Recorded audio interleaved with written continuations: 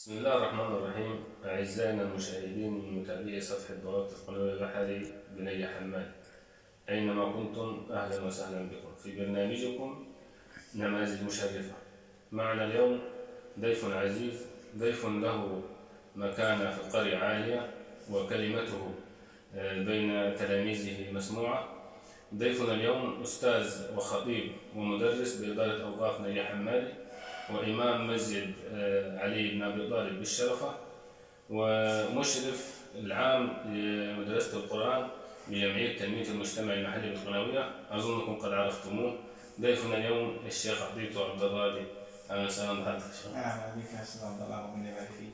لو تعرفنا حضرتك أكثر على للضيوف السادة المتابعين.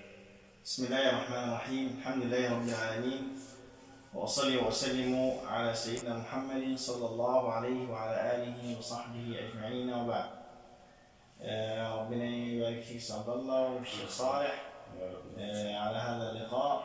فيكم بارك الله. ويعني ممكن يعني ما وجدتش يعني اللقاءات والتعريفات والحياة دي، لأن أنا ليل نهار قاعد على الفيس والناس عارفاني. أديكم يعني برضه شوية معلومات يعني ممكن الناس ما تعرفهاش عنينا. اسمي عبيط عبد الراضي علي عبد النعيم، مواليد 1988. ما شاء الله. قرية القناوية. يعني نشأت في أسرة بسيطة، ووفقني الله سبحانه وتعالى لحب العلم وهداني إليه ويسر لي الطريق. ما شاء الله. وأسأل الله سبحانه وتعالى أن يتم لي ما أتمناه وأحقق ما كنت أتمنى وكنت أطلب. تمام. نتمنى لك المزيد من التوفيق. اللهم آمين. لو تحدثنا عن بداية الشغف، بداية حبك للقرآن، كيف كانت بدايتك مع القرآن من الطفولة يعني؟ والله هو البداية يعني كانت من طريق رجال جمعية تنمية المجتمع المحلي. تمام. اللي هي يعني كانت بداية الثمرة في القرية كلها، يعني قبل جمعية تنمية المجتمع. مش هقول ما كانش في تحفيظ القرآن، كان في، بس كانت حياة يعني بسيطة وحياة مع الثمرة. طبعا أنا يعني كان في البداية ما التحقتش بالتعليم. تمام. يعني أنا ما التحقتش بالتعليم الابتدائي، لأن كان نظري ضعيف جدا، ما كنتش يعني كنت شبه كفيف إن أنا مش أشوف الطريق. وطبعا يعني كانت لسه ظروف المادية حتى ما تسمحش إن أنا أجيب نظارة ولا أعمل عمليات ولا الكلام ده يعني. فعدت 8 سنين ودخلت في التعليم، ويعني وطبعا زي ما أنت عارف البيئة يقول لك خلاص اللي يتعلم يتعلم، ما يتعلمش ما يتعلمش إيه. لحد ما فتحت الجمعية، وبرضه التحقت بفصل نحو أمية. تمام. وبدأت يعني أبدأ أتعلم القراءة وزي كده، وجات امتحانات نحو أمية، امتحنا والامتحان وسقطنا. عملوا لنا كلنا غش جماعي. تمام. وبعد كده امتحنا ثاني ونجحنا كلنا الحمد لله يعني. الحمد لله. وبعد كده يعني أهل الخير يعني ألحقونا بالتعليم الأساسي، دخلت سنة أولى إعدادي. يعني كان دخلت أولى إعدادي، وبعد كده أهل الخير برضه توسطونا، دخلنا الأزهر ثاني إعدادي، وكملت بعد كده في الأزهر. وبعد كده دخلت الجامعة وحضرت تمهيدي الماجستير ما شاء الله. وربنا يبارك يعني، ولسه ماشيين في مسيرة التعليم والتعلم. ربنا يوفقك ويجعلك بالحصول على الماجستير بإذن الله. لكن كانت بداية صعبة. ربنا يوفقك. هو يعني كله بتوفيق ربنا سبحانه وتعالى. أكيد. يعني هو ربنا اللي بيحطك في الطريق وبيسره لك سبحانه وتعالى. يعني احنا ما كانش حد يقول لنا ذاكروا ولا روحوا دروس، ولا الدروس دي ما خدناهاش خالص في حياتنا. يعني ما حدش يعني كان يقول لنا روحوا دروس ولا خد درس عند فلان. يعني كل الهري اللي شغال فيه العيال حاليا ده، وطالع من درس ورايح من درس وفي الاخر ما فهمش. صح. يعني احنا كان نعتمد على شرح المدرسين اللي بيشرحوا لنا في المدارس. يعني الحاجه الوحيده اللي انا فاكرها ان في ثالثه ثانوي اشتريت حاجه اسمها مراجعه النهائيه.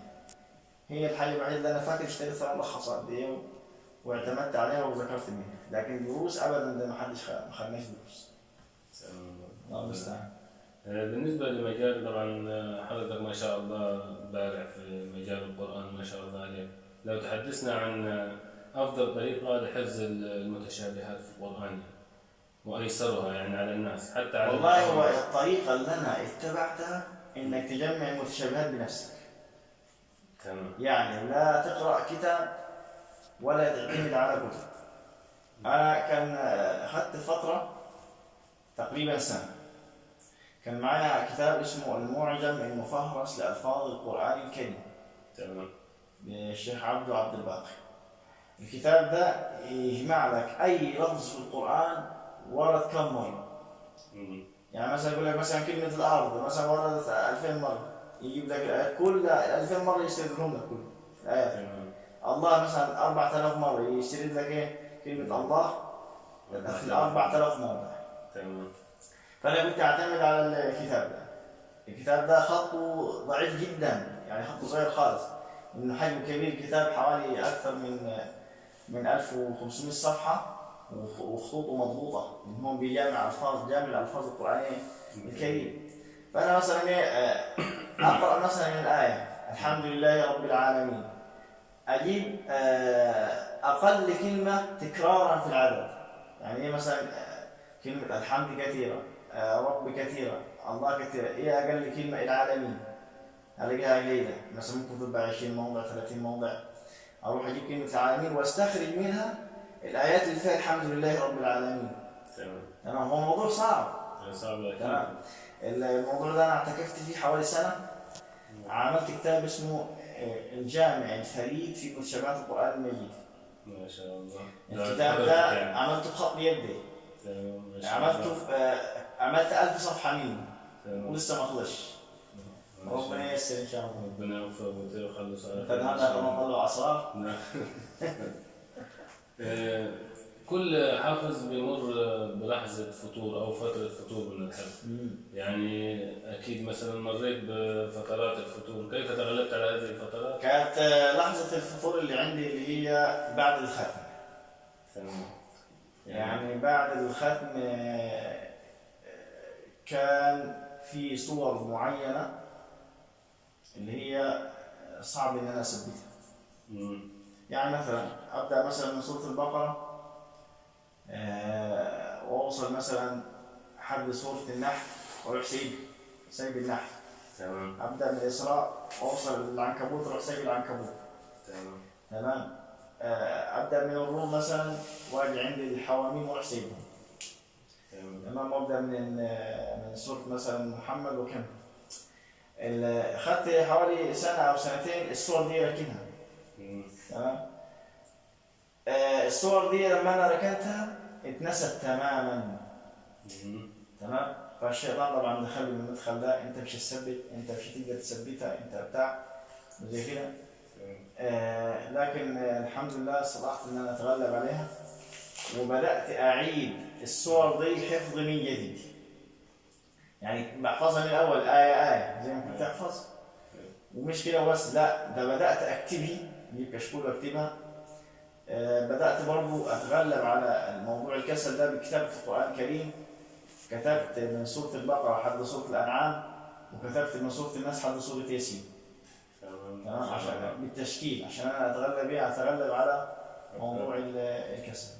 يعني أنا أخذت فترة ختمت في ثالثة إعدادي، أخذت فترة 3 سنين السنة ودول كلهم أنا كنت في مرحلة التثبيت. وطبعا كان فيها يعني مشقة. كان أكثر فترة بتبقى صعبة على اللي هو حافظ القرآن هي مرحلة التثبيت.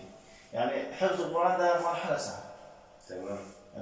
الأصعب من حفظ القرآن هي مرحلة التثبيت. ليه؟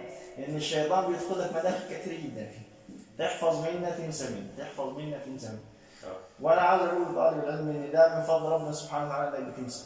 كل ما بتنسى بتراجع أكثر وبتاخد حسنات أكثر، ربنا سبحانه وتعالى بيديك الأجر أكثر. تمام. لأن في عندك مشقة وفي تعب وفي جهاد وبتاع، فكل ده أنت بتقاوم وبتحفظ وبتراجع وبتزداد حسنات وثواب. وإنه لكتاب عزيز، كل ما تصبر ربنا سبحانه وتعالى يديك. ربنا يتقبل. ما تأثير حفظ القرآن على الوقت أو البركة في الوقت؟ يعني والطلبة اللي هي مثلا بتقول لك إنه الحفظ بيأثر على المذاكرة عندي، بتوقف أثناء الدراسة وترجع تبدأ أثناء الأجازة يعني. إيه تأثير القرآن على الناس دي مثلا؟ هل هو مثلا صاحب يأثر عليهم في المذاكرة ولا هم ما وجدوش البركة في الوقت؟ والله الإنسان المنظم ما بيأثرش عليه. تمام. يعني الناس اللي بتتكلم ان القرآن بيأثر عليها، الناس دي بتضيع أوقاتها في حاجات فاضية. أكيد. يعني أنت بس لو خصصت لك ساعة للقرآن الكريم، الساعة دي أنت ممكن تستقطعها عن نومك، تستقطعها من وقت التليفون اللي أنت بتقعد عليها، تستقطعها من أي حاجة فاضية أنت بتعملها. في حاجات كتير نحن فاضية، للأسف نحن مش بنحافظ على الوقت أو ما عارفينش قيمة الوقت. يعني مع النص ساعة دي أنا ممكن أراجع فيها جزء، أقرأ فيها جزء. تمام. الساعة دي أراجع فيها جزئين. تمام. الساعة دي أنا ممكن أحفظ فيها صفحة لو أنا بحفظ جديدي. ممكن أحفظ فيها صفحة. تمام. لو أنا حفظ كمان على كد يعني أحفظ الصفحة. لكن لو أنا سريع حفظ ممكن نص ساعة أحفظ فيها صفحة. الصفحة دي لو أنا حفظتها وصليت بها الأوقات كلها، صليت بها الظهر وصليت بها العصر وصليت بها في النوم وصليت بها، ثبتت معي. تمام. أجي آخر الليل أثبت الصفحة دي وأراجع قصادها 4 صفحات من اللي أنا حفظت. كل ده مش هياخد معايا وقتها. تمام. بس أنا عشان الشيطان دخل المدخل ده قال لا وأنت مذاكرة وشد حيلك عشان تخش طب وعشان تخش كذا وعشان تخش كذا. وفي الآخر الناس دي اللي سايبة القرآن، يعني زي ما قال أهل السلف، كل ما شغلك عن القرآن فهو وبال عليك. أي حاجة تشغلك عن القرآن وفضلت الحياة الثانية على القرآن، الحياة دي بتكون وبال عليك ويكون سبب في ضياع. تلاقي اللي هو كان مثلا أضرب مثال مثلا في البنات اللي هي قاعدة تذاكر وبتاع وسابت القرآن، تمام، ودخلت علمي ورايحة وجاية ورايحة وجاية، وفي الآخر تجيب 70% وتخش لغة عربية أو تخش كلية الدراسات أو أي كلية من الكليات الشرعية. أنا عشان ما أقلل من الكليات الشرعية، بس أنت مثلا كنت حاطة هدفك على حاجة وسبتي مثلا القرآن الكريم، تمام، اللي هو كان هدفك في البداية وما حصلتش في الآخر اللي أنت عايزاه، زي واحد خسر الدنيا والآخرة. طيب بعد كده تدور على القرآن تلاقي نفسها نسيت القرآن والكلية اللي هي عايزاها ما دخلتها. فالإنسان يعني ينظم حياته، خلي وقت للدروس، وقت للمذاكرة، وقت للقرآن الكريم، وقت للسهر، وقت للعب، وقت للتليفونات، كل حاجة لها وقتها. كيف وجدت البركة في حياتك؟ وهل هي كانت من بداية الحفظ ولا من بعد الختم؟ والله هو الوقت مع القرآن كله بركة، يعني سواء في الحفظ أو سواء في المراجعة. أنا شايف البركة راحت مني بسبب إن أنا بطلت أراجع. يعني أنا منشغل حاليا بالموضوع المدرسة والإداريات وبتاع، فالواحد يعني ترك ورده. يعني هو مش اسم موضوع نسيان بس إهمال. فأنا شايف إن البركة يعني ذهبت بسبب إن أنا مقصر في الورد. يعني كان المفروض مثلا الورد 5 أجزاء في اليوم، المفروض إن أنا أواظب عليهم. أنا مثلا خلال الأسبوع خلت الختمة بتاعتي، لأن الموضوع ده أصبح غير مطبق حاليا. أنا شايف إن البركة راحت. ربنا يرزقك البركة. بس أنت بتسمع كثير يعني أداء دي. هو أنا عارف إن الناس اللي بتختم عليه كثير. تمام. كل الناس بتختم عليه كثير، بس برضه لا يغنيني عن وردي. تمام. يعني وردك ده المفروض حاجة أساسية لأنك بتتعبد بيه ربنا سبحانه وتعالى. أكيد طبعا. موضوع الناس إنها بتختم عليك ده واجب ثاني، بس موضوع التعبدي اللي هو موضوع الورد. والسلف رضي الله عنهم كان ليهم ورد، كان كل واحد ليه يورد من القرآن بيختم. يعني الناس بتختم أسبوعيا، الناس بتختم شهريا. كان في ختمات اسمها ختمات تدبر ممكن تقعد فيها سنين. يعني قال لك أحد السلف أنا لي ختمة ما أنهيتها، لسه قاعدة معايا. يمسك مثلا كل يوم الآية دي يقعد يتدبر فيها، ممكن يتدبر فيها أسبوع. كنا لو تصف لنا لحظة ختمك للقرآن، يعني أول ما قال لك شيخك قد ختمت، يعني في البداية كان إيه شعورك ساعتها؟ وكمان تصف لنا برضه لحظة أول إجازة أخذتها مثلا، يعني أول ختمة أخذتها على سواء كانت في الإجازة بداية في الحفظ وبعد كده في الإجازة. يعني أنا طبعا بداية كانت في التحفيظ مع الشيخ محمد عبد الحافظ. من الجزيرة. وما كانت برضه كمل معايا الشيخ عثمان محمد علي الله يرحمه. تمام. ويعني ناس كثير كانت بتساعد معايا في التحفيظ عشان ما انساش اسماء. برضه اخوي ابراهيم يعني كان في البدايه هو اللي معايا، كنت انا بتحفظ على كده بدون يعني ايه، بدون قراءه. يعني واحد يعني يقرأ مثلا الايه مرتين او ثلاثه خلاص يتحفظت كده. تمام. تلقين. فكان اخوي ابراهيم يعني مساعد معايا جدا في موضوع التلقين ده. 5 أجزاء حفظتهم على كده بدون نظر في المصحف. وبعد كده الشيخ محمد عبد الحافظ كمل معايا حد سورة الحج وسافر من دولة الكويت، ربنا يحفظه ويبارك فيه. وبعد كده الشيخ أيمن استلم المسيرة معي، كمل معايا موضوع الحفظ لحد ما ختمت. والشيخ أيمن برضه ما سابنيش، يعني بعد ما ختمت كمل معايا في موضوع التسبيح. تمام. يعني خدت فترة الثانوي كلها إن أنا في موضوع التثبيت ده. كان موضوع التثبيت إن أنا يعني كل جمعة أسمع مثلا جزء أو أسمع حزب على حسب يعني ما أحفظ. بس كنت أثبت وكنت أكتب. يعني مثلا الجمعة أنا أسمع 4/4 في خلال الأسبوع، كل 4/4 ده كلهم مكتوبين.